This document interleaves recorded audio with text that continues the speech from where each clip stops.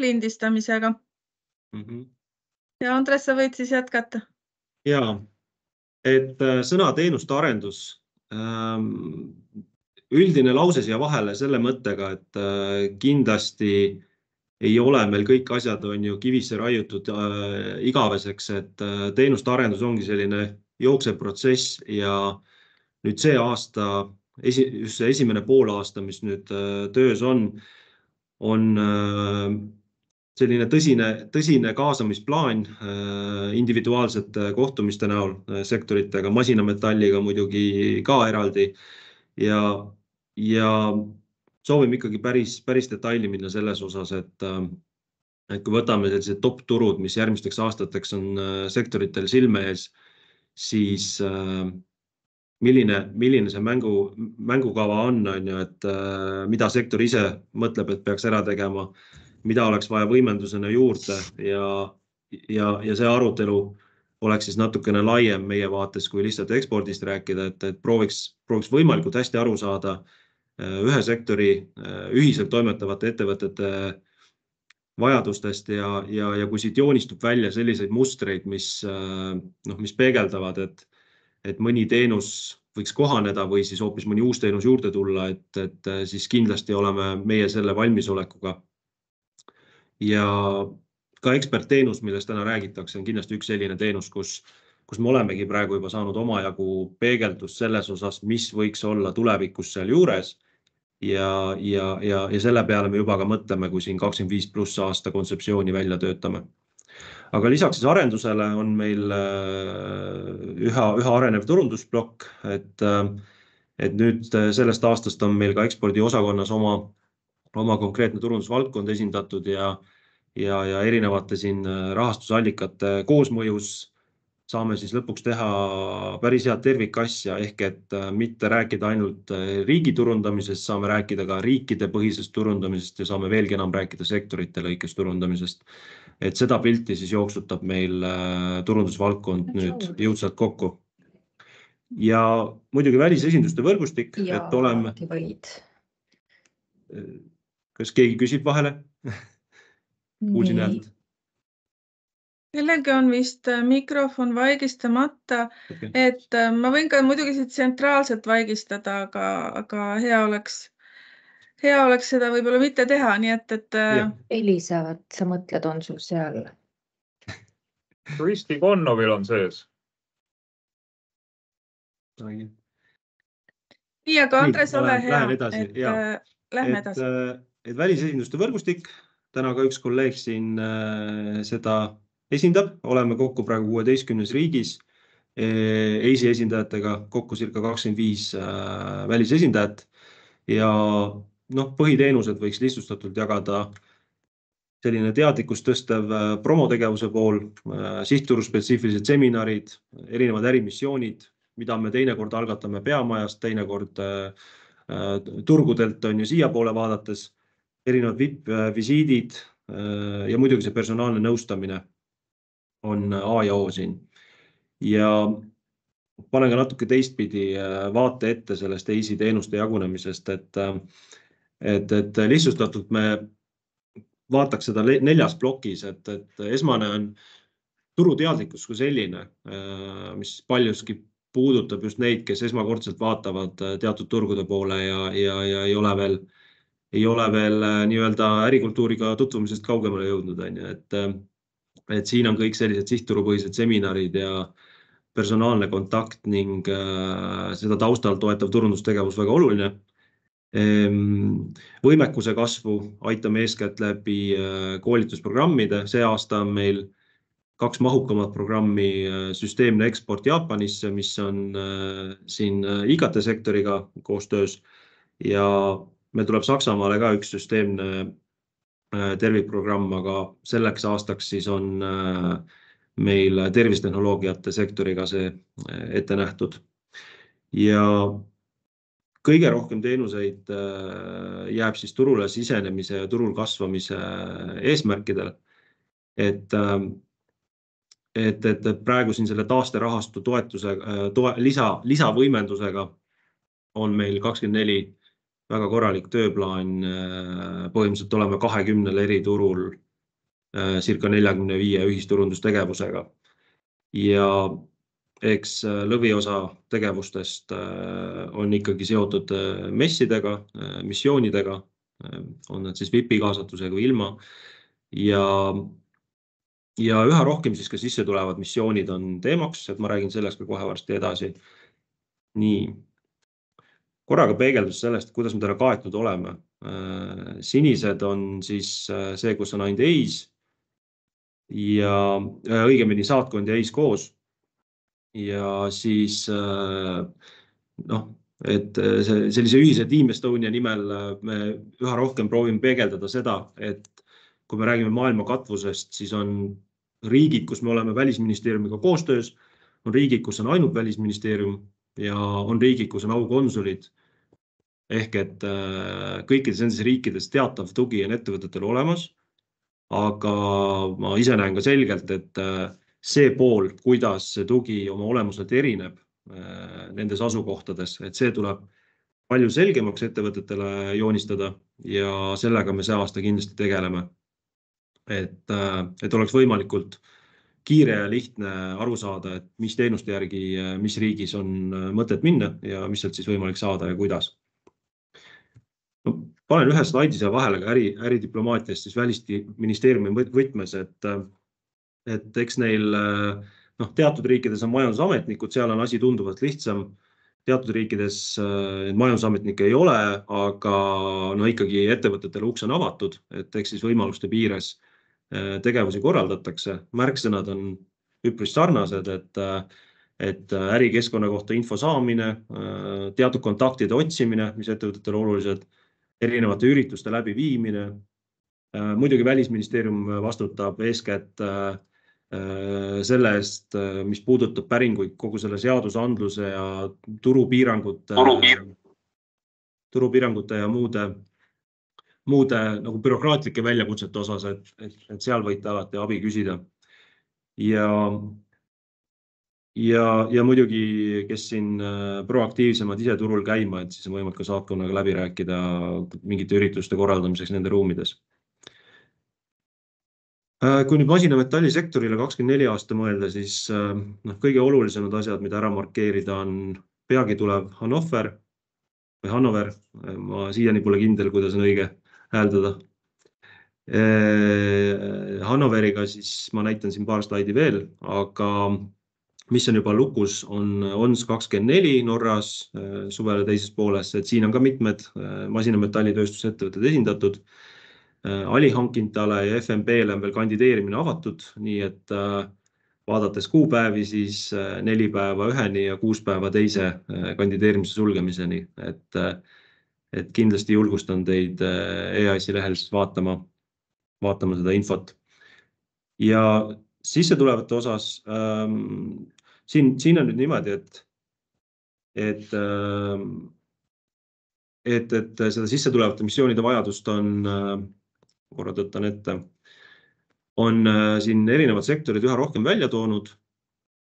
Küsimus on meile paljuski kontseptsioonis, et kuidas seda ellu saab viia ja kust nagu see vajadus kõige rohkem siis tuleneb, et sellest saame kõik aru, et ostujuhtidele, meie potentsiaalsetele ekspordiklientidele on lihtsam müüa Eestit ja selle ettevõtteid, kui nad saavad siin kohapeal näha, kui heal tasemel tegelikult see kõik on. Et natukene seda mingit Ida-Euroopa tausta või mainet nagu maha raputada, mis Eesti osas võõratele ettevõtetele kipub pähe tulema. Et lihtsalt selle sisse tulevaga üks lähenemine, mis ma praegu siia olen välja kirjutanud, on see, et kus meie ehk EIS koostöös sektori esindava liiduga teeme selle sissetuleva missiooni koos. Eesmärk peab olema siis meie vaates sektori kui selline tutvustamine. Seal taustal muidugi on võimalik leppida omavahel kokku, et millistesse ettevõtetesse neid ostujuhte viia. Iseasi on muidugi küsimus, et kuidas need ostujuhid meil üldse õnge otsa tulevad, et kas me proovime siin sektori enda poolt mõnda sisse töötatud kontakti siia tuua või on ootus, et EIS otsiks need kontaktid välja. Et siin, ma arvan, see on see võtmekoht tegelikult, keda ja miks ja kuidas oleme siia kutsumas. Ja kui teha seda nii-öelda sektori tutvustava missioonina, et siis on meil ta selles mõttes lihtsam protsess, kus me ei tegele põhimõtteliselt riigiabi määramisega, VTA määramisega ja me ei korralda kandideerimisprotsessi, et millised ettevõtted saavad olla seotud. Lihtsalt see tingimus on siin see, et ta lisaks nendele ettevõtete külastustele on oluline selline avatud võrgustumise võimalus, et teha näiteks sektori seminar, kus ligipääs ei ole piiratud ja saab nende ostujuhtidega siis ka suhelda. Et see on nagu selline kõige lihtsam formaat. Ja kulude poolest samamoodi, et siin on omajagu paindlikkust omavahel kokkuleppe teha, et kes mis kulusid katab.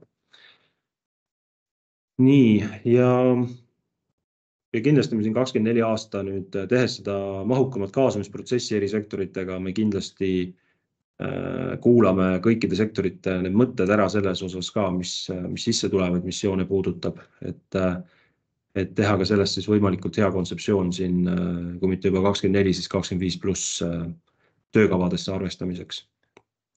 Ja ma ennem tõttasin korra see Hannoverist üle, et jah, et Hannover on meil nüüd siis kõige lähemal olev mess ajaliselt ja siin siis mitmeid masinametallitööstusettevõtteid on selgelt kaasatud. Et need siin ka 2 liiduga siis koostöös kavandatud ja võib-olla Hannoveri puhul on siis erinev või teistsugune see, et ta ei ole selline klassikaline meie mõistes täislahendus messi korraldamine, et on pigem turunduslik mess, et ühistend on, ettevõtted saavad seal olla, aga ta on siis ikkagi rohkem sektorit kui sellist esile toov ja siit ka tulevad need erisused, on ju, et kui palju iga ettevõtte enda kohta seal messil pinda saab ja kuidas ta väljas on ja nii edasi. Et siin mõned märksõnad selle kohta, mis siis meie poolt, et Hannoveri puhul stendi kõik see pinddisain, ehitus, pääsmed, projekti koordineerimine, et see on kõik siis meie tehtav. Ja muidugi toetav koolitus on ka siin tulemas veel aprilli alguses osalevatele. Et messidega ka vahel on see küsimus ettevõtetele, et kuidas see üks versioon teisest siin erineb või miks üks ei olnud nii nagu teine, et suures pildis meil on pinnamessi lahendus, kus me teeme niimoodi, et me ise maksame pinna ja liiduga sõlmime kokkuleppe, et liit teeb kogu selle sisulise poole sinna peale, sealhulgas ettevõtetega läbirääkimine ja sellises protsessis EAS ainult vastutab kandideerimise läbiviimise eest ja selle pinnarendi ja vaatab ka võib-olla materjalid üle. Ja täislahenduste puhul on siis EIS see, kes võtab täisvastutuse algusest lõpuni. Ja sektori turundus on veel selline 3. formaat meil siin otsas. Et selliste versioonidega me mängime vastavalt võimalustele ja vajadustele. Ja me panen lõppu veel ühe sellise toetuse, et nagu te, kes siin rohkem kodulehte avastanud on märganud, et ega toetusi kui selliseid praegu ekspordi valdkonnas väga saadaval ei ole. Ja kõige selline praktilisem toetusskeem, mis praegu avatud on alates aasta lõpust, 23 aasta lõpust, on siis väikese keskmise suurusega ettevõtetele mõeldud arengprogramm. Ja rõhutan seda sellepärast, et siin programmis on siis ka võimalik olulises mahus toote või teenuse müügi turundustegevusi ellu viia. Et kogu taotlust ei saa vist ehitada siin ekspordi peale üles, aga kui see on selline protsesside täiustamine või toote-teenuse täiustamine kombineeritud välisturgudel tehtavate tegevustega, siis on see hea koht, kuhu tänasel Eesti VKL on mõistlik vaadata. Ja lõpetuseks, kes soovib osaleda, vaadake visiidid.ee kindlasti. Seal me paneme kogu info üles, kui me kuskile minemas oleme ja ettevõtteid kaasame. Aitäh! Aitäh, Andres! ja teeme siis nii, et võtame küsimused-vastused pärast iga esinejat. Näen siin, et Toomas soovib küsida. Toomas, ole hea. Ja tervist, ma loodan, mind on kuulda. Ja on kuulda. Aga ja, Andresele küsimus, et sa rääkisid, et on plaan teha ostjate sissetoomist. Sa korra põgusalt mainisid kulukuse baasi, aga kas sa saaks mõne näite tuua? Kuidas see kulukuse pool ostjate siia toomise puhul ära jaotatakse? Mingi suvalise näite. Kuidas kulud ära jaotada, jah? Jah. Meie vaates kõige, ütleme niimoodi tehnilises vaates rohkem on kõige praktilisem toetada näiteks siin kohapealse mingi ürituse korraldamiskuludega, kohapealne transport Eestis,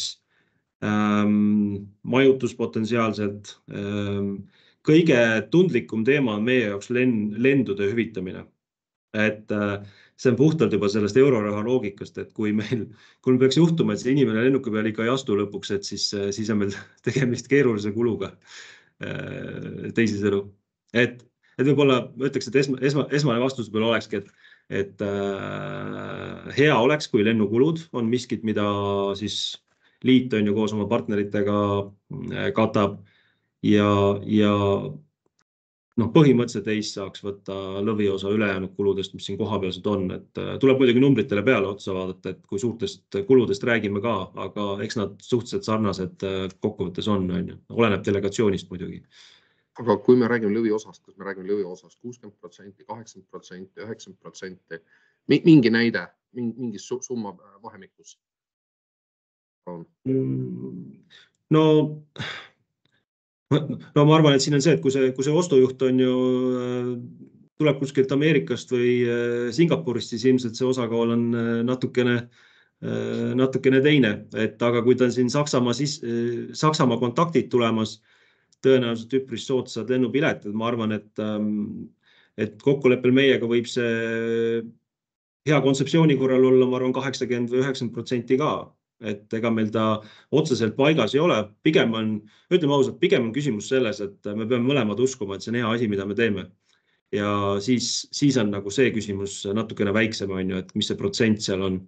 Et me lihtsalt selle teenusega teeme selliseid väikseid samme selle koha pealt, et ta ei ole lihtsalt siin tulge ja küsige ja paneme aastas on ju 30 sisse tulevad töösse, vaid tasa ja targu ja vaatame, kuidas need sisse tulevad, on näiteks siin erinevate väljaminevate missioonide ja messide kogemuse põhjal tuletatud, et siin ongi mõned kontaktid on juba soojaks tehtud, et siis ongi arusaadav, et võiks sektori nimel nad siia tuua ja me näeme ise ka seda tervikut, et kuna me ise ju aitame siin missioone messe teha.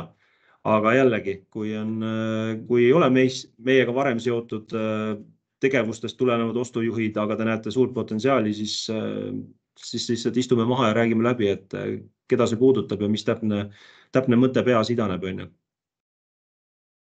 Ma küsiks veel ühe lisatäpsustava küsimuse. Ja, palun. Et kui ostujuhte turismi võtmes Eestisse tuua, kuidas on mõte sellest kogu corporate policy ja code of contactist läbi minna? Oled sa seda ka kuidagi mõtestanud?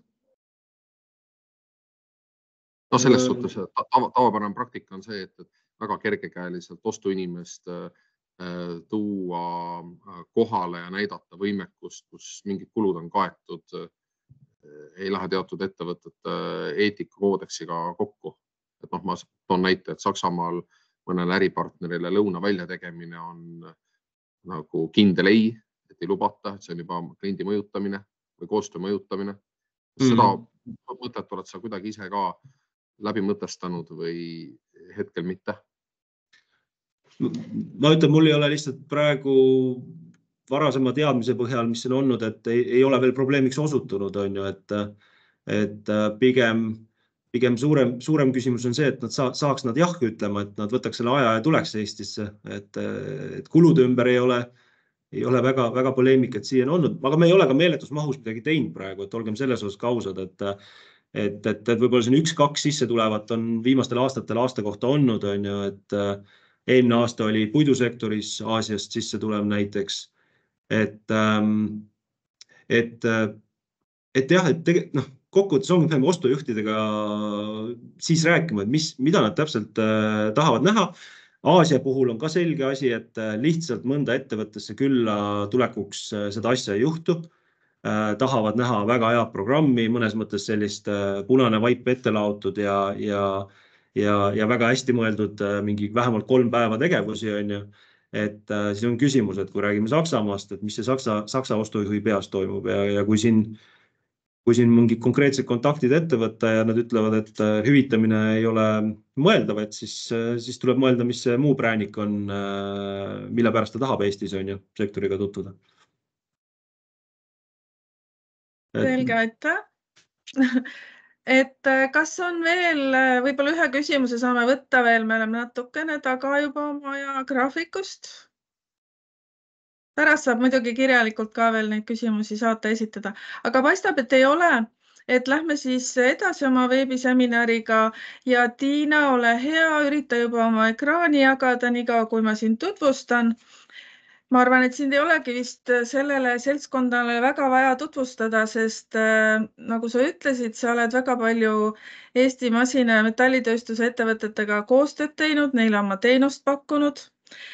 Et meil on väga hea meel, et meil on alati nii-öelda selline oma naine Havannas, kelle käest asju küsida ja küsida, et kuidas seal Saksamaal on ja mis seal on. Ja nagu me siin ka Eesti ajakirjanduse vahendusel kogu aeg näeme neid pealkirju, et Saksamaal on ikka kõik mitte nii hästi ja nii edasi.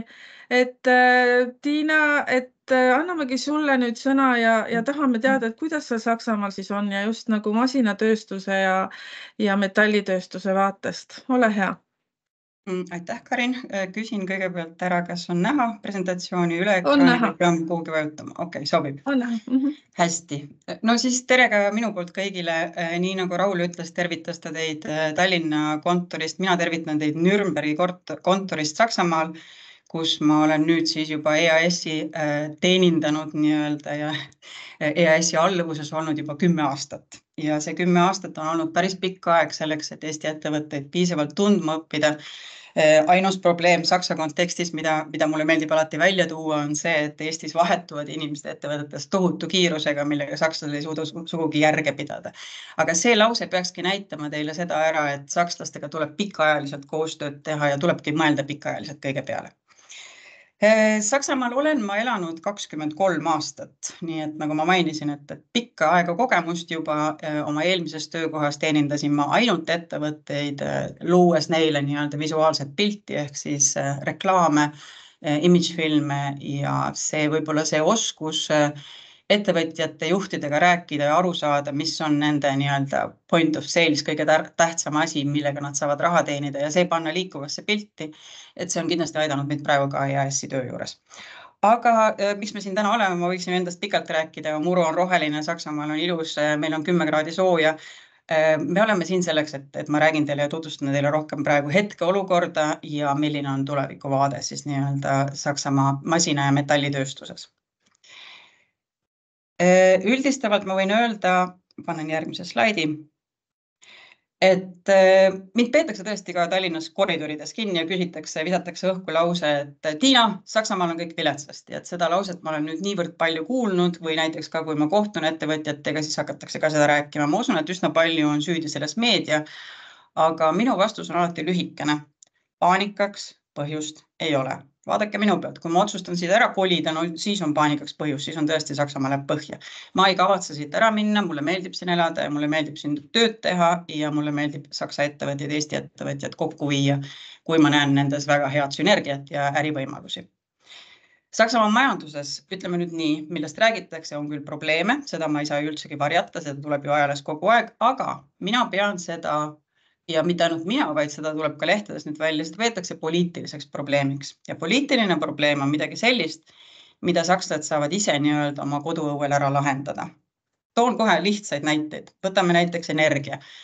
Kui poliitika soosiks, me võiksime homme päev 3-4 tuumaelektrijaama jälle käiku lasta. See on täiesti võimalik, aga kuna siin on, me teame, milline valitsus Saksamaal on, siis sakslased on äraootaval seisukohal ja mõtlevad, et ahah, et võib-olla järgmise valimistega, näiteks 2025. aastal, võib-olla uue koalitsiooni puhul on hoopis uued tuuled, keegi ei tea. Ja sellepärast ongi Saksa ettevõtted, nagu ma mainisin, et väga sellisel äraootaval seisukohal ja ettevaatlikud, kuna nad ei tea, mis toimub poliitiliselt. Samas aga kui vaadata ja jälgida Saksa ettevõtete aasta aruandeid, meil on just nüüd jälle hea võimalus, sest on ju aasta algus ja tehakse kõik võimalikke seminare, siis minu silmis Saksa ettevõtted teenivad väga korralikult raha ja investeerivad üle kogu maailma. Eilne teade näiteks, et valitsus otsustas 6 uue gaasi- ja vesiniku jõujaama ehitamise kasuks võeti eriti hästi vastu ka energiatarnijate nagu REV, Uniper, NBV poolt ka. Tegelikkuses oleks tarvis muidugi 50 uut jõujaama, aga sellest võib unistada. Ja esimesed hanked peaks olema avalikustatud ka juba 2024. aasta teises pooles. Ja kõigepealt kavandatakse siis selleks, et energiakriisi leevendada nii-öelda maagaasi jõujaamad, mis hiljem peaks siis täielikult üle minema vesinikule.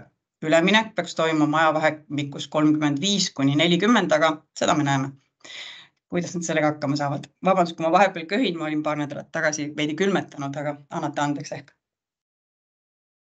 Kui circa umbes 8 aastat tagasi, ma mäletan, et meedias jooksis läbi mõte, et Saksa ettevõtted kindlasti viivad oma peakontorid mujale, siis seda ka ei ole veel juhtunud. Nii et nii nagu planeeritud on, ma usun, et sakslased viivad läbi oma rohepöörde nii-öelda energiivende on selles nimi siis saksa keeles. See tähendab, et tehakse väga palju ümberorienteerumiseks. Infrastruktuur, digitaliseerimine nõuab ka väljaminekuid ja sellepärast tundubki hetkel, et sakslased ainult vinguvad, aga see on ka nende omapära. Ma olen öelnud Eesti ettevõtjatele, et kui te esimesed 10 minutit ära kannatate sakslase vingumist, siis läheb äriks. Et kui te lihtsalt kuulate ja aru saate, siis edasi on võimalik kõigest rääkida. Kõige tähtsam on sakslast mõista. See on lihtsalt nende omapära. Ma ei tunne ühtegi teist sakslast, kes hommikult ei võtaks kohvitassi omale kätte ja hakkaks kohe seletama, mida on poliitikud valesti teinud või kus on kõik midagi pahasti. Selle koha pealt võib-olla me isegi leiame üksteisega sarnasusi. Läheme edasi, siis statistika numbrid, ma ei saa neist üle ega ümber, ma pean teile seda näitama, sest see tabel näitab arengut, masinatööstuse kogukäibe arengut läbi 30 aasta. Kui te nüüd vaatate seda algust, siis te näete, et see on ju tegelikult väga palju kasvanud. Veel 30 aastat tagasi oli pool sellest mahust. Ja kui te näete numbreid, siis saab ka ju aru, et 20 pandeemia, 21, kui praktiliselt Saksamaal koroonapandeemia lõppes, siis tuli inflatsioon peale, et see on nagu olnud niimoodi paukude kaupa kogu aeg. Aga ikkagi, kui ju näete numbreid, siis ju nii-öelda need tõusevad. Me peame alati vaatama Saksa kontekstis pikemat aega. Nagu näete, siis statistika, see, mida ma teile näitan siin, see on siis riikliku statistikabüroo poolt, see on Statista, aga samuti lugesin, et Eurostat ja OECD, nemad ka prognoosivad, et umbes 2025. aastaks peaks olema masinatööstuse kogukäive umbes 290 miljardit eurot. Nii et kui sellistele ennustustele toetada, siis peaks ka andma see kindlustunnet, et sakslastega ju ärisuhteid luua. Ja me ei tohiks seda ära unustada. Me räägime Soomest ja Rootsist ja et neil seal läheb ka viletsalt, Soomes ja Rootsis hakkas juba ennem pihta, aga mõtelgem selle peale, et Saksamaa on Euroopas suurim turg ja maailmavaates lausa 4. kohal olev turg. Nii et jah, lähme tagasi jälle masinaehituse juurde, et 3 kõige suuremat liidrit oma mahtude poolest on siis Hiina, USA ja 3. koht on Saksamaa. Hiinlastel on olnud rekordiline kasv, aga mis on seotud ju suurte riskidega, seda teame me kõik, USA-Hiina vaheline sõda. See tähendab, et ka ennustused, kui vaadata jälle neid nii-öelda analüütikuid, ütlevad, et Hiina majandus jälle nüüd hakkab natukene pidurduma. Samas, kui me vaatame USA poole, siis suurkorporatsioonid ja suured investeeringud, näiteks Bideni poolt ellu kutsutud ka IRA seadus 22. aastal, kus väga tugevad riiklikud toetused anti nii-öelda, et selleks, et majandust turgutada just ettevõtetele. See tähendab, et sealt poolt tuleb ka jälle konkurentsi. See tähendab, et eks siis sakslased võiksid saada palju konkurente ühel pool, teise pool, aga samas ka on nendel läbi selle 2 riigi, kes on nii-öelda esimese ja teise koha peal, need probleemid, mis seal tekivad, aitavad jälle, avavad jälle uksi meie Skandinaavia ja Põhjamaa ettevõtetele, sellepärast et siis on, kui teil on kindlad tarnijad ja te olete harjunud nendega, siis te ei ava oma uksi. Kui teil on täiesti selline labiilne majandus, mis jookseb ühele poole ja teisele poole ja poliitilised otsused, siis on võimalik paremini uksi avada. Kui vaadata ka Euroopa Liidu masinatöötoodete turu mahtu tarnija riikide lõikes, siis kõige suurem osakaal ja nüüd see protsent, jätke meelde, et see on päris huvitav, et Saksamaal omab 34%, millele järgneb siis Itaalia oma 15%, kuskil all on Austria, Taani 3%. See protsentide vahe on ka juba niivõrd suur, et kui mina jälle mõtlen masina- ja metallitööstuse sektori peale, siis Saksamaa on see koht, kuhu tasub tulla. Natukene siis neid lauseid veel, neid sloganeid, mida ma lugesin välja Saksamaa masinatööstuse liidu kodulehelt, oli see, et kui eelmisel aastal tehti aastakonverents masinatööstuse liidu poolt, siis ütles see liidu juht, et kriisi ei ole. Täiesti kindlalt niimoodi rahustas kõik sakslased maha, aga väljakutseid on palju ja sellest saab ju ka täiesti aru. Et masinatootjad peaksid olenevalt olukorrast, seda öeldi ka välja, et peaksid tegutsema kulude vähendamise ja sihipäraste investeeringute suunas. See on ka selline tore lause, sõnakõlks, aga sakslased tõepoolest teevad seda. Nad sihipäraselt investeerivad.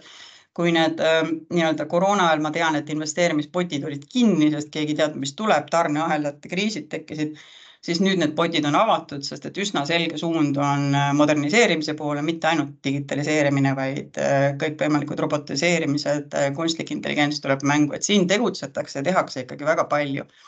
Me hakkame kindlasti lugema veel ajalehest seda, kuidas pannakse ettevõtted kinni ja inimesi või vallandatakse. Ka see on üks osa ümberstruktureerimist täiesti loomulikust asjade käigust, kui tulevad uued tehnoloogiad käiku ja nii edasi. See on paratamatu. On ka ettevõtteid, kes suudavad üle elada nii, et nad oma töötajad koolitavad ümber, aga kas see on investeering jälle tulevikku? Nii et siin liikumist on minu meelest väga-väga palju.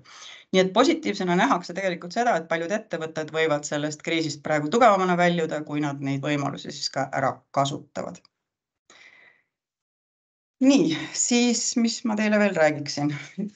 Paneme järgmiseks.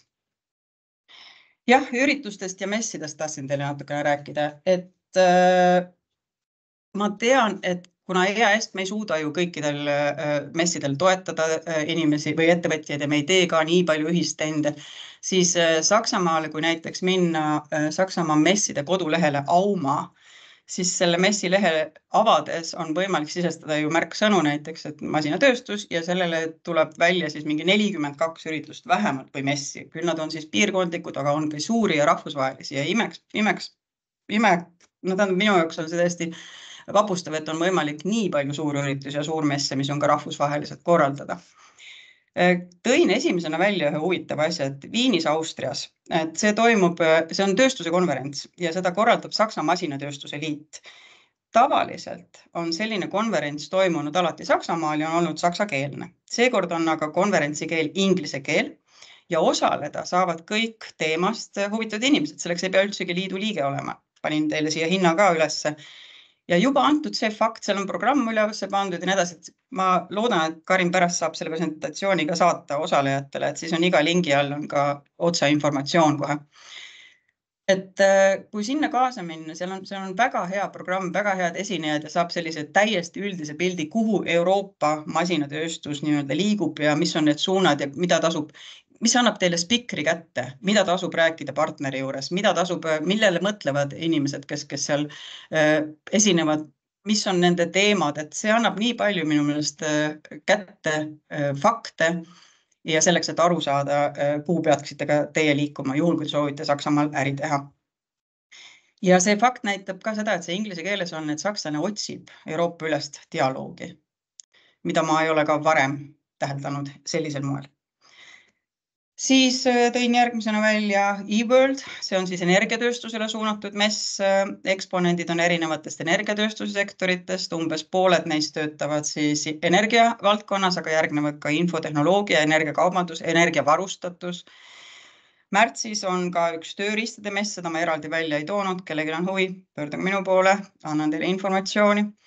Wire and Tube olete ehk kuulnud, see on siis paralleelselt toimub 2 messi, traadi, kaabli ja torude mess. Siin näitatakse ka siis kogu teenuste spektrit, teema valdkonnad, autotööstus, telekommunikatsioon, ehitustööstus, gaasi-naftatööstus. Hannoveri messi ekstra ma siia välja ei hakanud seletama, sest selle kohta me juba tutvustasime. Hannoveri messi peetakse tohutu suureks, kus on ka siis kõik nii-öelda oma erialade inimesed koos tööstusaladelt. Minu jaoks pigem on Hannoveri mess selline tohutu suur ja tähtis mess, kus on tähtis olemas olla nagu Eesti riigina, nii nagu me teemegi Eesti riigi stendina.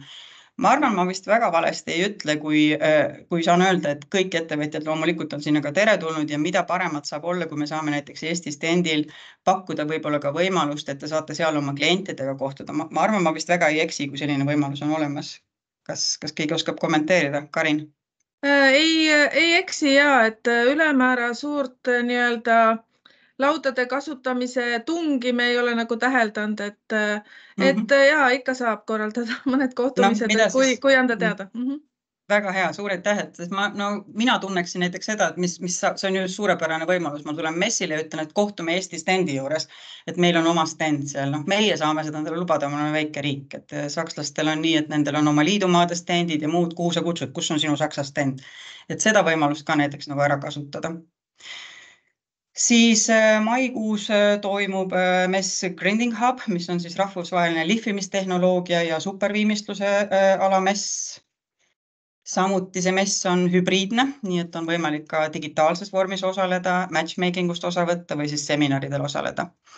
Juuni alguses Stuttgartis järgmine mess, mis näitab väärtusahelat siis valu või sepistamistooriku töötlemisest kuni lõppkomponendini. Juunis toimub terase dekarboniseerimise konverentsi EXPO, teemaks on ka rohelise terase tootmine.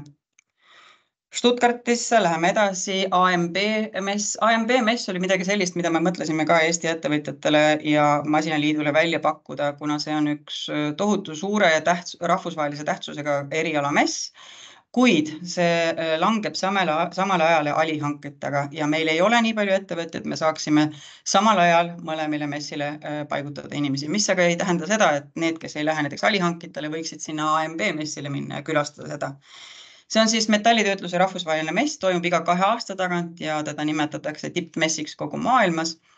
Teemadeks nendel messidel on, sellele AMB messil on metalli lõikamise, metalli eemalduse masinad, robotid, tooriku ja tööriistade käsitsemine, tööstustarkvaratehnika ja täppistööriistad, komponendid ja tarvikud. Oktoobris toimub alumiiniumimess. Siin on taas jälle võimalik, on olemas B2B platvorm alumiiniumtööstusele. Keskendub ka erinevatele sektoritele nagu autotööstus, masinaehitus, lennundus, elektroonika, pakendamine ja transport. Oktoobri lõpus on Hannoveris taas üks mess, Euroblech, nagu ütlevad sakslased. See on siis selgelt struktureeritud lehtmetalli töötlemise protsessi alale. Novembris, nii nagu me mainisime, viime siis Eesti ettevõtjad ühistendiga piirkondlikule messile FMB, sinna on veel nii-öelda kandideerimine avatud. Küsige julgelt Rauli käest nõu. Raul oli ise seal kaasas, käis oma silmaga kaemas, teab täpselt, kui suur see mess on, kellega rääkida seal, mida seal teha, paneksin aga omalt poolt südamele, et sinna saates oleks kasumlikum, kui te saadate sinna saksakeelsed inimesed, kuna see mess on väga saksakeelne.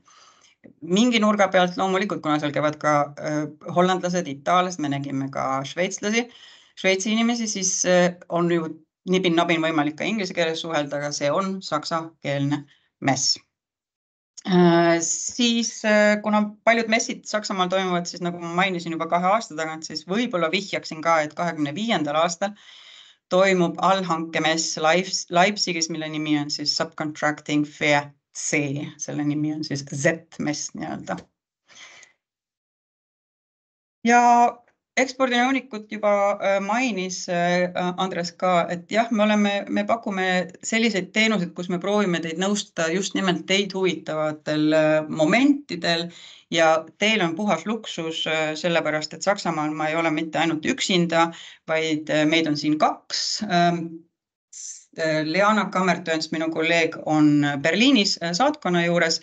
Ja kui me alguses üritasime katta nii, et Leana kattis nagu Põhja-Saksamaad ja Kesk-Saksamaad, mina võtsin Kesk- ja Lõuna-ala, siis nüüd on Leana nii kenasti sisse töötanud, et me katame mõlemad tervet Saksamaad ja me valdame ka kõiki nii-öelda valdkondi, mida me peame oma ettevõtjate jaoks tundma õppima ja kontakte looma. Nii et me mõlemad katame ka masinatööstust ja metalli. Ma tean, et Leanal oli just eelmisel nädalal üks väga huvitav üritus Faudeboom konverentsil, kus meil käisid ka Eesti ettevõtjad kaasas. See oli näiteks jälle selline asi, mida Andres Kikas ka mainis eelpool, et me käime väga palju, liigume ise siin kohalikus nii-öelda messidel, üritustel, konverentsidel ringi, loome suhteid, kontakte ja kutsume ka Eesti ettevõtjaid kaasa. Nii et loodan siis, et see lühike ülevaade andis teile julgust Saksamaa suunas tegutseda ja panen uuesti südamele, et kui Saksamaad vaadata, ärge laske ennast heidutada nendest artiklitest, ütlustest, et Saksamaal läheb kõik allapoole. Kui ma isegi vaatasin, mida ennustatakse praegu majanduskasvuks, ütleme nii, et 0,3% on vähe, siis tasub ikkagi mõelda selle peale, et see majandus kasvab. Kui ma vaatasin teisi riike, siis need kahanevad. Aitäh! Aitäh, Tiina! Ma ütlen ainult nii palju veel kommentaariks selle FMB messi kohta, et seal on meil praegu 6 ettevõtet registreerunud, kes nii-öelda või kandideerinud, sest meil toimub ka valikukomisjon, et sinna on kindlasti võimalik veel kandideerida 10-ndani ja see on tõesti nagu me ei ole kunagi, ma arvan, et ma ei eksi, kui ma ütlen, et me ei ole nagu tegelikult teinud ühistendi sellel nii Saksamaale orienteeritud messil või nii-öelda regionaalsel messil. Ja see on nagu väike mess tõepoolest, et kui Hannoveri puhul me tihti ettevõtete käest kuuleme, et see on nii suur mess, et seal ei leia meil keegi üles, siis FMB-l ei ole võimalik meid mitte märgata. Aga siis, aga nüüd küsimusi Tiinale. Andke aga märku või küsige.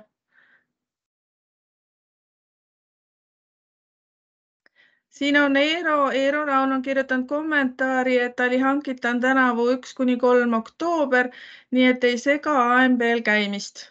Me vaatasime seda nagu nii-öelda ühistendi seisukohast, et nad on ikka piisavalt lähestikku, et sellepärast me selle AMB peale läinud, aga vaatame, kuidas meil läheb seal FMB-l nii-öelda, et me saame ju sättida neid stende ja asju.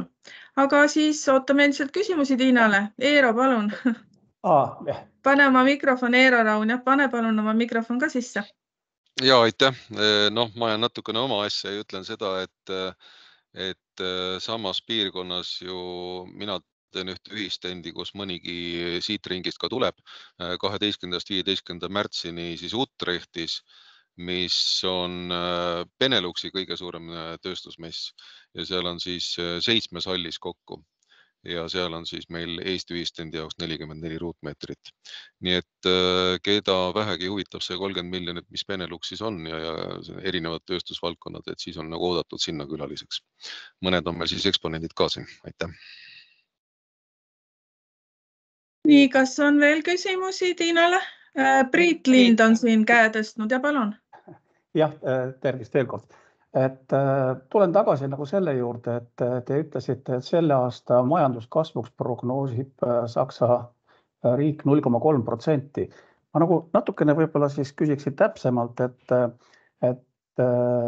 kas see kasv on siis nii-öelda nagu prognoositud selle aasta teise poolde või näiteks ütleme, kuidas teie hindate, et kas juba nüüd aasta alguses on näha, et on mingi elavnemine ka või ikkagi tegelikult on veel aasta alguses pessimismi ja vaadatakse nagu aasta teist poolt optimistlikumalt, et selline küsimus.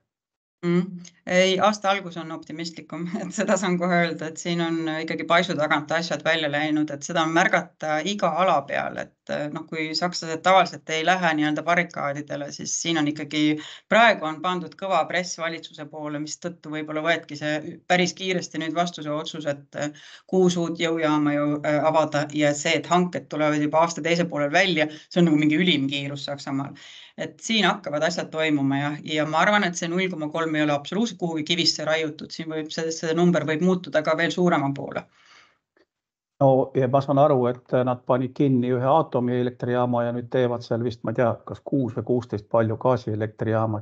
Et okei, see on võib-olla selle asja üks külg, aga ma mõtlen, et nii-öelda võib-olla ka tagasi tulles sellise tootmissektori juurde või masinatööstuse poole peale, et kas ja kuivõrd seal seda kasvu on. Noh, veduriks on tõenäoliselt autotööstus, aga noh, et kas seal on ka märgata ikkagi, et läheb asi ülesse poole või veel mitte? Ja, et kui koroona aeg oli, siis oli meil ju teatud summa raha selleks, et koroonaga toime tulla. Sellest jäi üle päris palju raha ja siis tekkis küsimus, et kas me saame seda kohe panna nii-öelda rohepöördes või kas me saame kohe ettevõtteid aidata. Mida aga pidurdas kohe Karlsruhe kohtuotsus ja ütles, et ei, et seda kullakas, et me ei saa niimoodi kohe, et see oli mõeldud selle jaoks. Ja nüüd on aga poliitikutel uus ülesanne siis leida, kuhu me saame seda tööstusse paigutada, sellepärast, et me seisame samamoodi, et kui lugeda ainult ajalehti negatiivse pilguga, siis on sama jutt enam-vähem nagu Eestis, et meil on siin konkurentsi pidurdamine ja nii edasi. Aga kui näha, vaadata, analüüsida numbreid pikalt ja vaadata ettevõtjatega, nagu ma ütlesin, neid aruandeid, siis on näha, et teenitakse raha ja pluss investeeritakse. Et see on läinud ikkagi paisu tagant välja. Mina oleksin küll positiivne. Tohib üks küsimus veel? Jah, palun. Et te mainisite sellist asja, et nii-öelda sellest koroonakriisi aegadest jäi raha üle. Et mina loen praegu välja seda, et tegelikult Saksa riik on tubli, et riiklikul tasandil üritatakse toetada ettevõtjad ja ettevõtlust. Ma ei tea, kas Majandus- ja Kommunikatsiooniministeeriumist on keegi siin, et tahaks kohe küsida, et kui palju siis nagu meie valitsus näiteks samamoodi võiks copy-paste teha, et kui sakslased toetavad, kas siis mingi toetus võiks olla nagu riiklikul tasandil Eestis ka. Ma tean, et igasugused toetused on saatanast, aga kurb on alati vaadata, kui eestlane istub vaanurgas ja ütleb, kõik toetused on saatanast ja ma vaatan teisi riike ja seal toetatakse ja mina pean kõikide nendega konkureerima. Vot see on ka saatanast. Ma ei vasta sellele küsimusele, sest ma ei ole MKM-ist ja ma ei ole Eesti poliitika. Ma ei tea, Andres, kas ma selle küsimuse sinule põrgatada tohiksin sina kui endine MKM-i töötaja? No ikka võib. Ei, see on hea küsimus, et see on ju tegelikult erasektor on läbi meedia või otse seda sarnast sõnumit andnud ju juba mõnda aega. Aga noh, ma praegu ei saa öelda, mis üks-ühele MKM-i peas võib-olla mõte on, et praegu just see majanduspoliitika põhimõtete paber oli siin koostamisel. Pigem nüüd küsimus ongi, et kas ja mida sealt pealt nüüd siis päriselt otsustatakse. Et seda ma täitsa ausalt saan öelda, hetkel ei tea. Aga noh, see joon ikkagi on pigem olnud see, et sellist kulude hüvitamist, tasandamist on ju toetuste näol ei tehta. Pigem on see, kuhu raha antakse, võib-olla juurde pannakse, on ikkagi selline innovatsioonifookusega tegevus, kus tegelikult täna juba on üpris palju vahendeid ja kindlasti käivad arutelud selle üle, et kuidas uusi investeeringuid stimuleerida. Et ega siin investeeringute osas ka ütleme, meetmete ring kohutavalt lai ei ole. Meil siin üks riiklik meede on, pluss Ida-Virus on natuke rohkem raha, mis on siuke natukene kange kuluma. Et ma arvan, et see investeeringute pool on ilmselt, kus rohkem sisse vaadatakse ja kogu see menetlustoimingute lihtsustamine näiteks, mis puudutab investeeringu elluviimist lühemas ajaraamis. Ühesõnaga, pikk jutt lühidalt on see, et ei ole küll praegu kursis, et mõni selline subsideerimismeede oleks kavas. Küll aga selgelt on see energia teema on ju praegu kindlasti väga kuum, et ma arvan, et siin praegu see aasta hoolega mõeldakse ja võetakse otsuseid vastu, et kuidas ühelt poolt on ju see hind nagu ära stabiliseerida ja soodsamaks saada ja samal ajal, kuidas see roheenergia miks siin rohkem peale tuleks. Et mõlemaga on vaja tegeleda, on ju. Et paremat vastust praegu anda kahjuks pole. Selge, aitäh. Kas on nüüd Tiinale veel küsimusi? Ma küsiks ühe Tiinale sobib, jah? Et ma mõtlen seda, et see, et Saksa turul on raske, seda on nüüd tegelikult pikalt räägitud ja kui vaadata, alati on hea vaadata, mis see pankrottide statistika ütleb, et aga seal seda peab sisse vaatama, et mis ettevõtted lähevad, aga selge on see, et seal pankrotid on tõusnud versus 2022 kõvasti on seal võivad iduettevõtted ja nii olla. Et see olukord on halvemaks läinud ja ilmselt on see, et heal ajal võib-olla on palju raskem sisse saada, kui läheb nendel seal keerulisem, siis kas tõenäoliselt vaadatakse ka rohkem väljapoole. Et mis ma mõtlen, et kas see selline, ütleme, võib-olla väljavaatamine on aktiivsemaks muutunud, et teada on, et Saksa turul on keerulisem tegelikult ikkagi saada. Ja teine asi, mis ma mõtlesin küsida, et Eestis on ka tihtilugu olukord, kui töökäsi on ja töökohti ka on, aga need kokku ei lähe, sest oskused ja vajadus ei mätsi. Et kas Saksal, kui nüüd läheb raskemaks, võib olla midagi, mida me saame pakkuda, mida nad oma riigist enam ei leia, mis läheb raskemaks selle kriisi tõttu? Selle teise poole küsimusega ma jätaksin selle õhku, sellepärast, et see on seotud jällegi saksa keelega. Kui sakslane otsib oma oskustöölist, siis ta tahab rääkida teise inseneriga saksa keeles. Et ma arvan, et seal jääb natukene meil ikkagi vajakas. Meil ikka riiklikku teist keelt ei ole veel saksa keelt ja ei tule ka, ma usun. Nii et seal on natukene keerulisem. Aga selle küsimuse esimese poole peale saan kohe elust enesest tuua ühe vastuse. Pool aastat tagasi käis mul üks Eesti suurettevõtja tööstusest, masinametallitööstusest messil, Hydrogen, see oli vesinikumess Bremenis, käis kohtus ettevõtjatega, ma proovisin talle seal kohtumisi organiseerida. Sain ka mõned väga head liidid, leppisime kokku kohtumised ja siis tuli vaikus üle jõulude. Ja nüüd veebruarikuus võttis üks ettevõtja jälle minuga ühendust, et palun organiseerige nüüd mulle üks veebikohtumine Eesti ettevõttega. Juba see samm on täiesti erinev. Vanasti, ennem ei olnud nii, et nad kohe nõuavad veebikohtumist. Füüsilist kohtumist nõuti, et eestlane tuleb kohale, sellist asja. Aga et veebikohtumine. Ja siis veel üks huvitav fakt oli see, et veebikohtumisele me pakkusime eestlaslikult samal nädalal reedel või siis järgmise nädala esmaspäeva. Sakslane oli valmis kohe reedel kohtuma, organiseeris vastu 6 inimest nende ettevõtte poole pealt. See kõik näitab mulle, et valmisolek on praegu hetkel väga suur ja nad on avatud. Ja sestap ma näitasingi neid võimalusi, milliseid messe külastada ja kuhu tulla ja kus suhteid luua. Neid on lihtsalt nii palju. Saksamaa on nii suur, sellest peab aru saama. Hiiglaslik. Aitäh! Palun. Et kui nüüd rohkem küsimusi ei ole, pärast saab kirjalikult ka veel küsida iga ühe käest siin, aga Eerol on veel, Eero pani meile ühe asja siia chatti, on nii Eero, jah? Et pani meile hea lugemissoovitus, te vist näete seda ka, et ma ütlen siia juurde, et see on üks selline lugemissoovitus, mis ei ole Eesti meedias väga palju nagu tähelepanu veel saanud, aga et MKM on tegelikult ju vaikselt tööd teinud ja siin majanduspoliitika põhimõtted välja käinud, kuigi ütleme, valitsuse istungitel ei pruugi seda väga näha olla, et valitsusel oleks midagi kohutavalt, välja mõeldud, aga MKM-i ametnikud ikkagi tööd teevad. Et seda tasub lugeda, et mis seal siis nagu pakutakse ekspordi tõhustamiseks. Ja küsiksin Tiina käest seda, et kas sul on võimalik ka välja tuua, et mingisugused regionaalsed erisused, kuna Saksamaa on niivõrd suur, et millisel Saksamaa piirkonnal läheb võib-olla praegu see vaate kohaselt paremini, millisel võib-olla mitte nii hästi. See FMB, kuhu minnakse, see on ju ka pigem nagu väike regionaalne mess.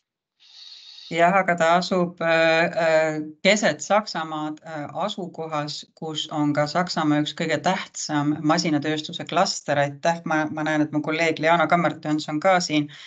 Tänu temale me saime selle masinatööstuse klastriga, OVL-i klastriga kokku ja hakata suhted looma meie masinatööstuse liidule.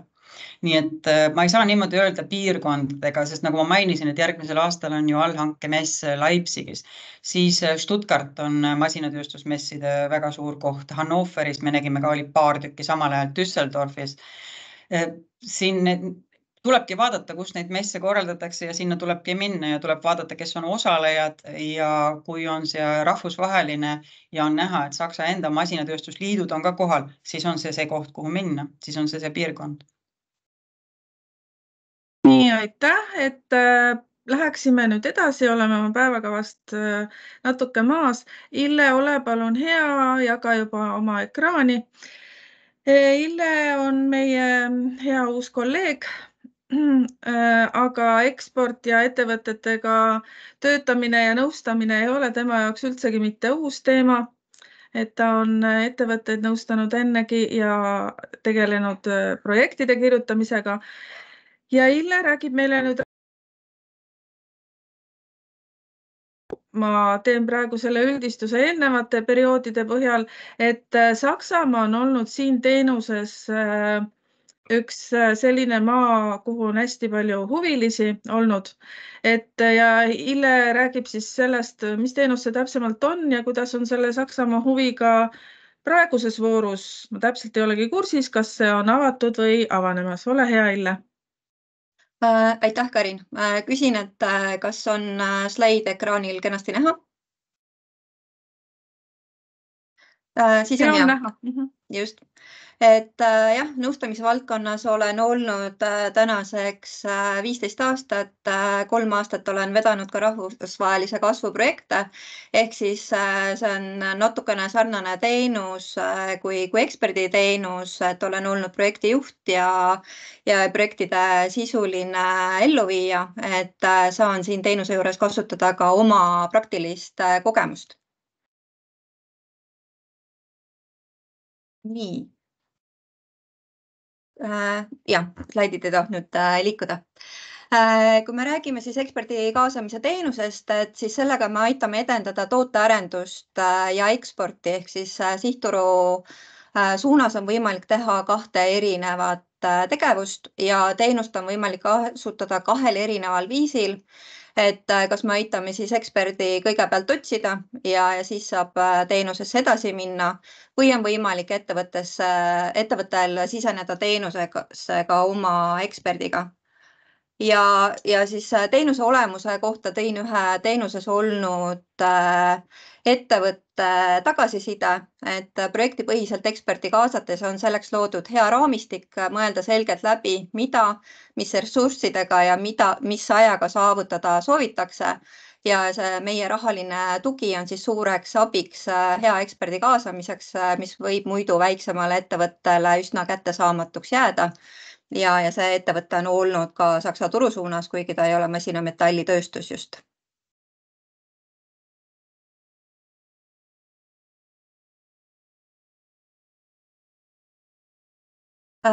Nagu ütlesin, et on võimalik kaasata eksperti, et siis eksperdi kaasamise teenus on meil hetkel võimalik 5 turul. Selleks on siis Saksamaa ja sellele lisaks Rootsi, Norra, Jaapan, Araabia Ühendemiraadid. Ja me siis aitame otsida täpselt sellise professionaali, kes tunneb ettevõtte valdkonda ja sihtturgu ja ettevõtte ja valdkonna spetsiifikat ka. Ja samuti, kui on ettevõttel olemas oma ekspert, siin ma usun, et võin julgelt öelda, et võib ka meie ekspordinõunike abi siinkohal paluda eksperdi leidmisel, et neil võib olla kasulikke kontakte, et siis sellisel juhul on võimalik eksperdiga sisenemine maailma kõikide riikide suunal. Eksperdile on meil küll ka mõningad ootused, et üks on see, et vähemalt 3 aastat oleks kogemust vastavalt siis sellele, et kas on tootearendus või ekspordiprojekt siis seotud rollis viimase 5 aasta jooksul. Ehk selle eesmärk on see, et ekspertil oleks hea võrgustik ja tema teadmised ja kogemus oleks tasemel, sest maailm muutub nii kiirelt.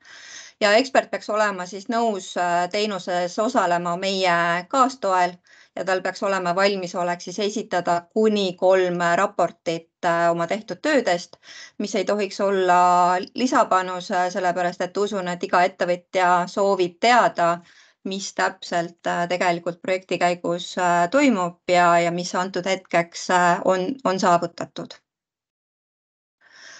Kui rääkida sihtrühmast, siis tegu on teenusega, mis on suunatud väikse ja keskmise suurusega ettevõttele, kellel on ambitsioon ja võimekus siis uuele turule siseneda, seal areneda või siis arendada välja ka rahvusvaheliselt konkurentsivõimeline toode.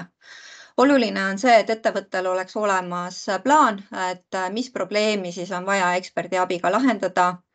ja valida saab ühe sihtturu, kuid korraga võib olla ettevõtte teenuses maksimaalselt 2 erineva projektiga. See tähendab, et saab esitada 2 avaldust 2 erineva sihtturu suunas, kaasates 2 erinevat eksperti. Teenusesse saavad siseneda ettevõtted, kelle ekspordikäive on vähemalt 50 000 eurot või kelle kogukäive on vähemalt 200 000 eurot või kui käibenumbreid ei ole, et siis ettevõttel on Oslo käsiraamatu mõistes innovaatiline toode, mida soovitakse eksportima hakata. Sellisel juhul on meil ekspertide meeskond innovatsiooniosakonnast, kes aitab siis hinnata seda innovatsiooni, kas on võimalik teenusesse siseneda selle tingimuse alusel. Ja kui rääkida sellest, millist abi saab eksperdilt, siis on võimalik kasutada nii tootearenduse abi kui ka ekspordivaldkonna abi ja tootearenduse puhul siis tasub silmas pidada seda, et see ei ole selline ettevõtte üldine tootearendus, vaid see peab olema sihtturuga seonduv. On see siis spetsiifika arvestamine tootearendus seal, et koostada lähteülesanne, on see siis toote või teenuse kohandamise alane nõustamine, on see siis prototüüpimine või simuleerimine või mõni muu tootearenduse tegevus, mis seondub siis selle vastava sihtturu ja sealsete nõuete või eripärade arvestamisega. Ja peamine, milleks kasutatakse seda teenust, on siis eksporditegevused ja seal katame tegelikult spektri sektori ülevaate koostamisest kuni kontaktide vahendamiseni. Ja kui ettevõte on juba turul ja soovib näiteks kas seal edasi kasvada või siseneda uue tootega, siis pakume ka laiendamise nõustamisteenuseid, et on võimalik kaasata eksperti selles valdkonnas. Nii et strateegiad, ärimudelid, turundusalane nõustamine. Mida siinkohal kindlasti tuleks mainida, on see, et ekspert ei tohiks ettevõtet esindada müügikohtumistel nii-öelda müügivõtmes, sest tegu on keelatud riigi abiga ja seda teenust kahjuks siis pakkuda ei saa.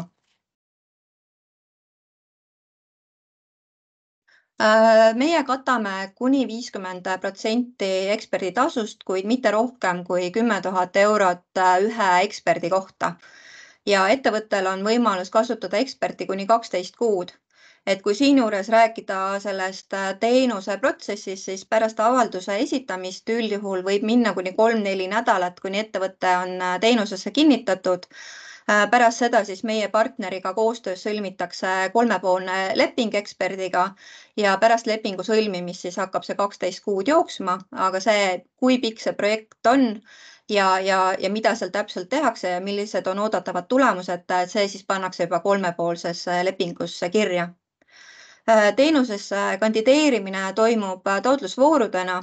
Peagi oleme avamas selle aasta esimest taotlusvooru, mis on eeldatavasti avatud mai lõpuni või kuni eelarve täitumisena, siis tegelikult sellest eelarvest on nüüd tegu 3. vooruga, et eelneval aastal oli 2 vooru juba, et võib juhtuda, et mõne riigi suunal võib eelarve varem otsa saada kui mõne riigi suunal. Ja mainin kindlasti ka ära, et tegemist on siis vähese tähtsusega abiga. Ja oluline on see, veel kord ütlen, et ettevõttel on kindel plaan, valitud sihtturg, kuhu ta soovib minna ja tal on selge, millist probleemi eksperdi toel on siis vajadus lahendada. Ja ta peaks olema siis valmis teenusega ka koheselt alustama. Kui me oleme ettevõtte teenusesse kinnitanud, siis me anname protsessi üle meie hankepartnerile. Saksamaa suunal võib olla hankepartneriks või siis ettevõtte partneriks selleks 3. osapooleks kas Eesti Kaubandus-Tööstuskoda või Saksa-Balti Kaubanduskoda. Just täpselt, et kes vastava ettevõtte puhul teeb meile parema pakkumise, aga see on selline hankespetsiifiline teema. Samuti on meie partnerite hulgas ka Niforat, kes siis Araabia Ühendemiraatide poole peal ka veel juurde tuleb. Meie partneri ülesandeks on siis vajadusel eksperdi otsing, aga samas selline üldine projektijuhtimine, lepingute sõlmimine, arvelduste korraldamine, aruandlus ja vajalik suhtlus siis erinevate osapooltega. ja ettevõtte jaoks on teenus väga lihtne, et see on olnud peamine tagasiside, mida oleme saanud, et võib välja tuua põhiliselt 3 etappi, et esimene on teenusesse kandideerimine, sealt edasi, kui on siis ettevõtte teenusesse kinnitatud, on vaja leping sõlmida, tasuda omaosalus ja siis eksperdiga koostööd juba alustada.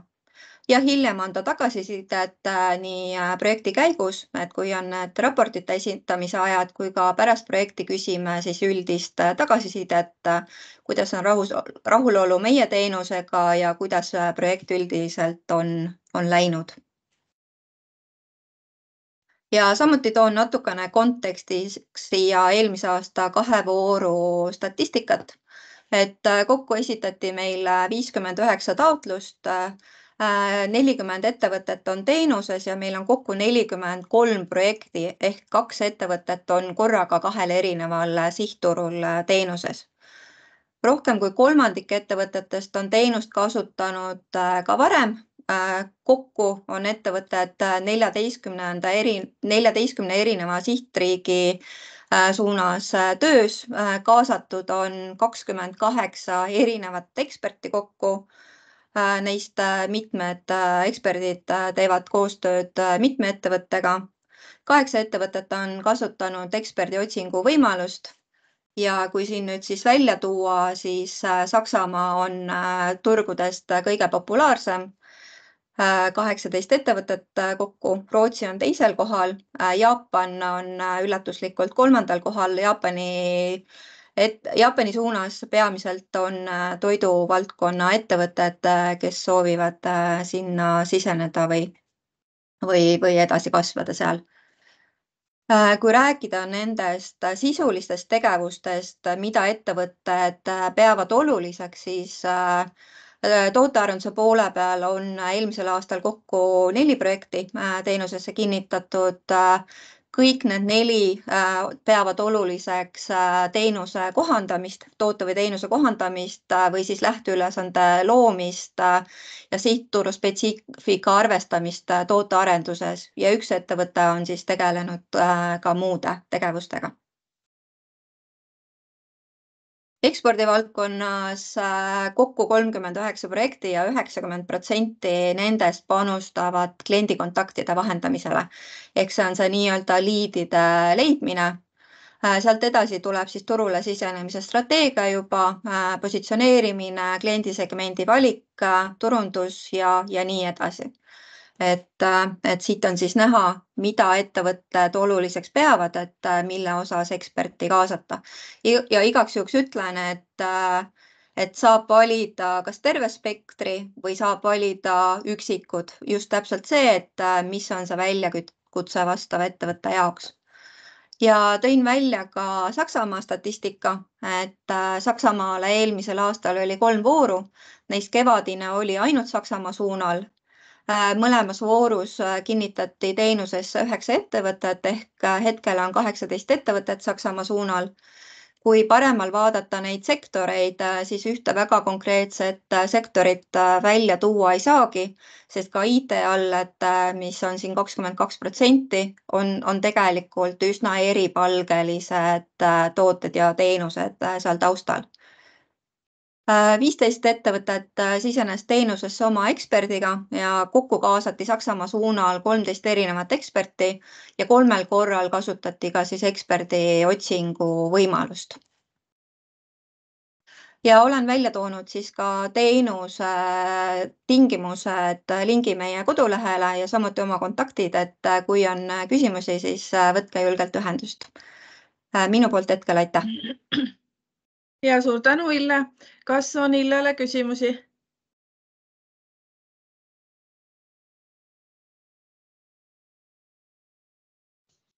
Nii, Eero, palun. Eero Raun. Jah, aitäh. Tasub vist üle rääkida, et see ekspert, kuna see on hästi oluline, et temaga koostöö nagu toimiks hästi, siis kas see ekspert eksperti leidmine on üheselt hankepartneri ülesanne või on siin mingid variandid, et ka ettevõte ise tuleb, eks ole, taotlust esitama nii, et nad on eksperdi leidnud kuskilt messilt või kus iganes, või siis näiteks, et EAS-i enda ekspordi esindajad oskavad välja pakkuda kedagi sihtturul? Ja nagu ma välja tõin, et teenusesse on võimalik siseneda 2 erineval viisil, et teatud riikide suunas me saame pakkuda seda eksperdi otsinguteenust, aga kogu maailm on valla, kui ettevõttel on oma ekspert ise ning jah, et meie ekspordinõunikega võib kindlalt julgesti ühendust võtta, kui on omal käel eksperdi otsing ja samuti nagu oli näha, et meil on suur hulk juba eksperte, et me saame ka nende hulgast vaadata, kui sektor ja sihtriik sobib, et kas võiks koostöö selle sama eksperdiga sündida. Et üks ekspert saab nüüd selle perioodi jooksul tegeleda kuni 10 ettevõttega. Et see on eksperdile tingimus, et üks ekspert ei tuleks sellise suure hulga ettevõtetega, vaid tal oleks aega ka panustada reaalselt selle ühe ettevõttega koostööle. Selge, aitäh. Kas on veel Lillele küsimusi? No paistab, et ei ole praegu ja siis läheksime edasi. Ivo, kas sa soovid jagada ka ekraani, on sul midagi näidata või räägid sa niisama? Tervist, ja Ivo Pukk, minu nimi Instagroup Engineering. Mul ei ole jagada nüüd slaidi, aga Ille võib panna selle sama eksperdi slaidi slaidis ja ette teistele, siis ma oma sõnadega natukene räägin. Ja ma lihtsalt tutvustan. Ja ma tutvustan su lihtsalt korra ära veel, ja. Et Ivo on siis Instagroup Engineering tegevjuht. Oleme Ivoga siin mitmetel ärimissioonidel käinud ja Ivo on kasutanud ka mitu korda meie rahvusvahelise eksperdi kaasamise teenust ja tema räägibki meile täna oma kogemusest, et kuidas talle tundus see teenus ja ma saan aru, Ivo, et sulle ja sinu ettevõttele ei ole masina- metallitööstus ka üldsegi mitte võõras. Et mina tean küll teid nagu rohkem nagu nii-öelda meretööstuse valdkonna ettevõtet, aga võib-olla sa avad siis seda ka natukene. Nüüd ole hea, Ivo. Ja tänud, Karin, ja tervist kõigile. Ja meie oleme nüüd 3. korda kasutamas rahvusvahelise ekspordi kaasamise teenust just sihtriigina Saksa turgu. Tegutseme hetkel kuskil umbes 6 riigis üle Euroopaga, nüüd just loome ettevõtet ka Lõuna-Koreasse.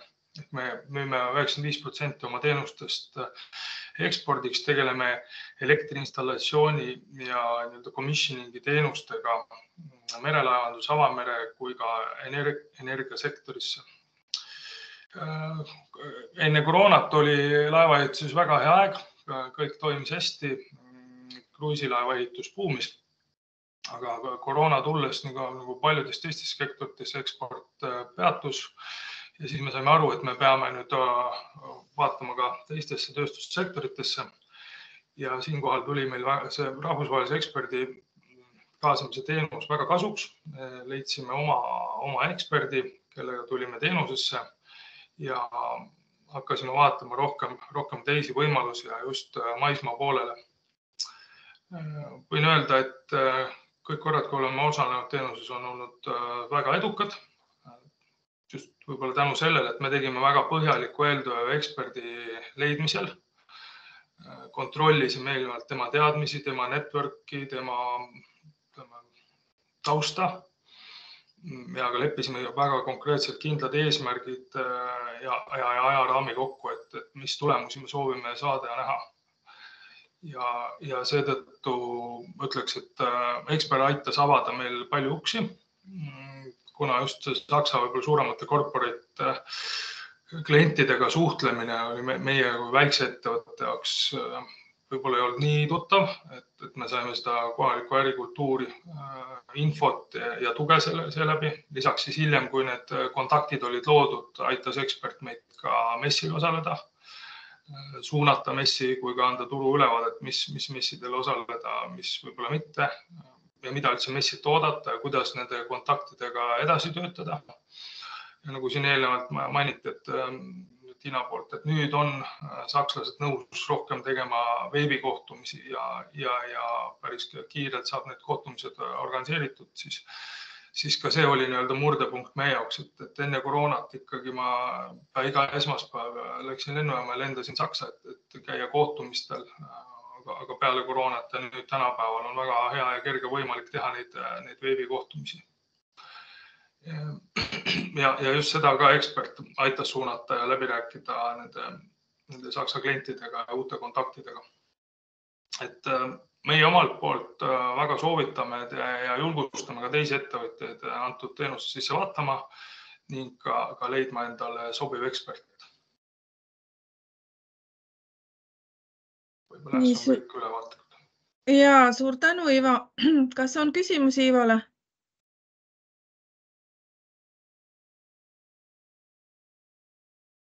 Paistab, et ei ole.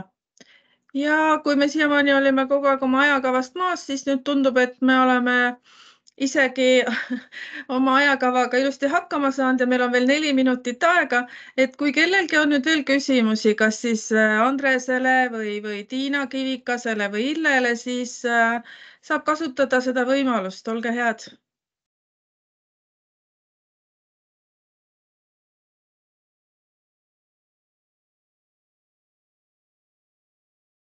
Paistab, et ei ole. Ma võib-olla küsiks. Palun. Küsiks Ivo käest, et siin vahepeal on olnud poleemika natukene selle ekspertide teenuse osas, et see on bürokraatlik. Et kuidas selles osas nagu teenuse tarbimise osas on kommentaar? Jah, see, mis siin meediast vahel läbi käis, eks seal olid pigem võib-olla isiklikud ambitsioonid ja soovid taga, aga meie ütleme, et ei ole bürokraatiat, et tegelikult see EAS-i partneriga on ta siis koja näol või keegi teine ja see üldiselt toetab väga ja see info liigub suhteliselt normaalselt, et eks see sõltub jällegi turust, kus sa tegutsed, aga kui sa Saksa turul tegutsed, siis sa tead, et seal seda bürokraatiat on tunduvalt rohkem ja nende nõuete järgmiste raportite ja kõik peab olema ordungits, et EAS-iga koostöö sujub ja nende vaheraportite tegemine, see on pigem ettevõtja huvides, et asjad oleksid järjel ja on protokollitud ja neid on hiljem võimalik jällegi läbi vaadata ja seeläbi sealt infot saada, et mis toimus pool aastat tagasi või meie jaoks on see küll normaalne, et ei näe mingit probleemi selles. Ja, aitäh, et on veel küsimusi esinejatele. Soovib keegi midagi öelda? Tiina, kas sina sooviksid veel midagi öelda? Ei? Ja kui mina alustan, siis ma ei lõpeta. Seda ma arvan päris paljud teavad. Kirjutage, joonistage mulle ise, helistage, võtke ühendust ja arutame asju pikemalt. Võib-olla praegu kõik küsimused tulegi või ei taheta nagu inimeste ees küsida, et seda saab kõike individuaalselt teha. Ja nagu ma mainisin, meid on 2 turul. Teil on valikut. Ja Leana Kammertöns on meil kuulajate hulgas, et tema kontaktid saadame ka.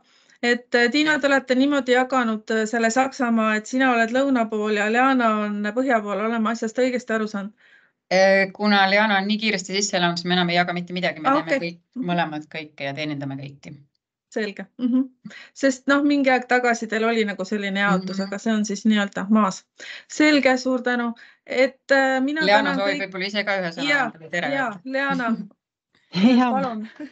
Tervist ja ma kasutan võimalust ja lehvitan ja ütlen tere kõigile veel ja väga tore, et suur huvi Saksamaa suunal ja me Tiinaga oleme valmis teid igakülgselt aitama, mis kõik meie võimuses on. Ja oleme siin olemas teie jaoks.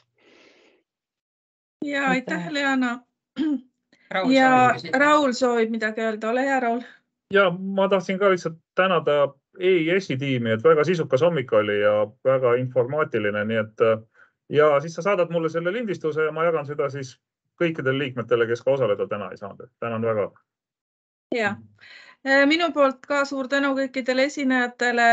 jagan teiega presentatsioone ja jagan lindistust.